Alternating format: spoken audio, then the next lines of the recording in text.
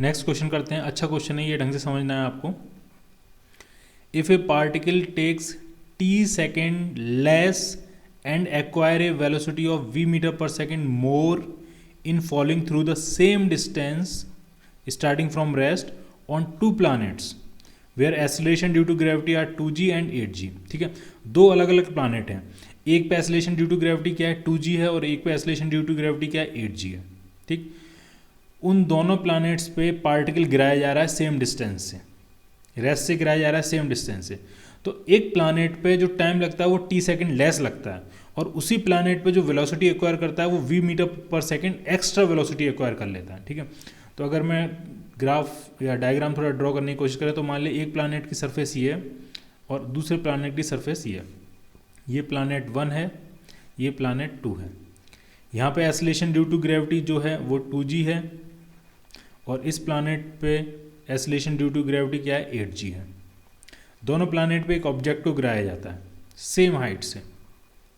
Initial velocity क्या है 0, इसमें भी इनिशियल वेलोसिटी क्या है 0, इसमें भी इनिशियल वेलोसिटी क्या है 0।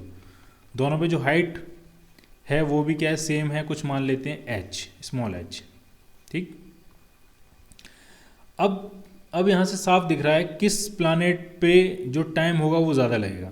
तो डेफिनेटली जहाँ पे एक्सेलरेशन ड्यू टू ग्रेविटी ज़्यादा है वहाँ टाइम कम लगेगा, जल्दी पार्टिकल नीचे आ जाएगा। जहाँ पे एक्सेलरेशन ड्यू टू ग्रेविटी कम है वहाँ पे टाइम क्या लगेगा, ज़्यादा लगेगा। तो अगर मैं कहता हूँ कि इसमें टाइम लगा है कैपिटल T, तो डेफिनेटली इसमें टाइम कितना लगा capital T minus small t, क्योंकि क्वेश्चन में कहा गया है कि स्मॉल t सेकेंड कम लगता है टाइम। क्लियर, तो यहाँ पे टाइम ज़्यादा लगेगा, यहाँ पे टाइम कम लगेगा, क्योंकि यहाँ पे एक्सेलरेशन ड्यू टू ग्रेविटी क्या है ज़्यादा है, वो तेज़ी से नीचे ले आएगा। ठीक, अच्छा आगे क्या कह रहे हैं, and acquire a velocity v metre पर सेकेंड मोर। अब आप बताओ यहाँ पे वेलोसिटी फाइनल वेलोसिटी ज़्यादा होगी पार्टिकल के पास कि यहाँ पे ज़्यादा होगी। डिस्टेंस तो उसने सेम ही ट्रेवल किया, लेकिन यहाँ पे एक्सेलरेशन क्या है ज़्यादा, तो यहाँ पे तेज़ी से एक्सेलरेट करेगा, ज़्यादा एक्सेलरेशन से एक्सेलरेट करेगा, तो जल्दी आएगा और तेज़ आएगा। ठीक है, तो यहाँ पे स्पीड क्या होगी ज़्यादा। तो अगर मैं यहाँ पे कहूँ कि यहाँ पे उसने v0 स्पीड एक्वायर की होगी, तो यहाँ स्पीड डेफिनेटली क्या होगी v0 प्लस v, क्योंकि क्वेश्चन में कहा गया है कि v मीटर पर सेकेंड जो है वो एक्स्ट्रा एक्वायर की है, ज़्यादा एक्वायर की है। ठीक, तो पहले ही सिचुएशन आपको समझ में आई, दो प्लैनेट की सिचुएशन में दोनों पे एक्सेलरेशन ड्यू टू ग्रेविटी अलग अलग है, सेम डिस्टेंस ट्रेवल कर रहे हैं, एक पे टाइम कम लग रहा है, जिस पे टाइम कम लग रहा है उस पर उसने स्पीड जो एक्वायर की है वो भी क्या है ज़्यादा है। ठीक, अब आपको क्या फाइंड करना है, आपको रिलेशनशिप फाइंड करनी है v और t में। ठीक, इनमें से कौन सी रिलेशनशिप होगी, तो हम दोनों की इक्वेशन बनाना शुरू करते हैं। पहले टाइम की इक्वेशन बनाते हैं, तो h इक्वल टू होता है half g t square, t कितना होता है, t होता है under root 2h by g. t equal to कितना होगा under root 2h by g, जो g है वो यहाँ पे 2g के बराबर है। ठीक, इसी तरह यहाँ पे भी टाइम की इक्वेशन बनाए, तो यहाँ पे टाइम कितना लग रहा है t माइनस टी, और वो यहाँ पे किसके बराबर होगा under root 2h by g. 2h by g जो है वो किसके बराबर है 8g के बराबर है। होपफुली ये सारे फॉर्मूले आपको याद होंगे कि आप h हाइट से अगर किसी ऑब्जेक्ट को रेस्ट से ड्रॉप करते हो तो टाइम कितना लेता है वो, तो टाइम लेता है under root 2h by g. Final speed कितनी हो जाती है उसकी, तो फाइनल स्पीड जो होती है वो होती है अंडर रूट 2gh। ये दो बेसिक फॉर्मूले हैं, पता होने चाहिए।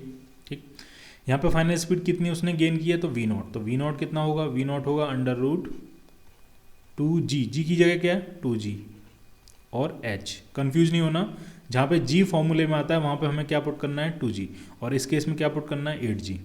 इसने वेलोसिटी कितनी एक्वायर की है, तो वो है v0 प्लस v, और वो कितना होगा अंडर रूट 2g की जगह क्या पुट करेंगे 8g इंटू h।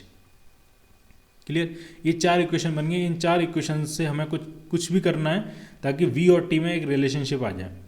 क्लियर, तो यहाँ इन दोनों इक्वेशन से हम स्मॉल t फाइंड करने की कोशिश करते हैं। कैपिटल T की जगह ये वैल्यू पुट करते हैं। ठीक, तो स्मॉल t देखते हैं कैसे आएगा। कैपिटल T की जगह क्या पुट करेंगे, ये 2 से 2 कैंसिल आउट हो जाएगा, अंडर रूट h बाई जी। यहाँ पे क्या होगा, ये 2 से कैंसिल होगा 4 टाइम्स, और 4 ये बाहर आ जाएगा हाफ बन के। ठीक, minus t is equal to half times under root h by g. ठीक, यहाँ पे t की जगह ये वैल्यू पुट की है बस मैंने। अब जो स्मॉल t यहाँ से आने वाला है, अब ढंग से देखना, ये under root h by g और ये half times under root h by g, तो t को हम इस तरफ लाएंगे, इस हाफ वाले को इधर, फैक्टर को इधर लाएंगे, तो under root h by g और ये half under root h by g, तो under root h by g में से half under root h by g minus करेंगे तो क्या बचेगा, half under root h by g. ठीक, तो टी तो आपने फाइंड कर लिया, इक्वेशन 1 क्या देते हैं इसको।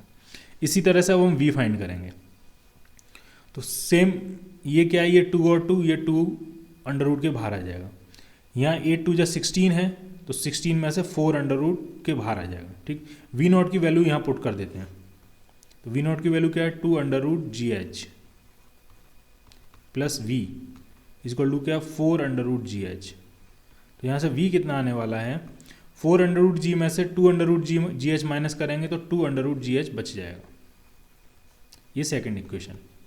अब दोनों को डिवाइड कर देते हैं, वी अपॉन टी कर देते हैं, रिलेशनशिप मिल जाएगी। दोनों को डिवाइड कर देते हैं वी अपॉन टी, तो वी क्या कितना है, under root g h, t कितना है, half under root h by g. तो ये एच से एच कैंसिल हो जाएगा, जी ऊपर पहुंचेगा, अंडर रूट जी पहले से अंडर रूट जी और पहुंचेगा तो सिर्फ जी हो जाएगा, और ये 2 पर पहुंचेगा तो 4 हो जाएगा, तो ये हो जाएगा 4g।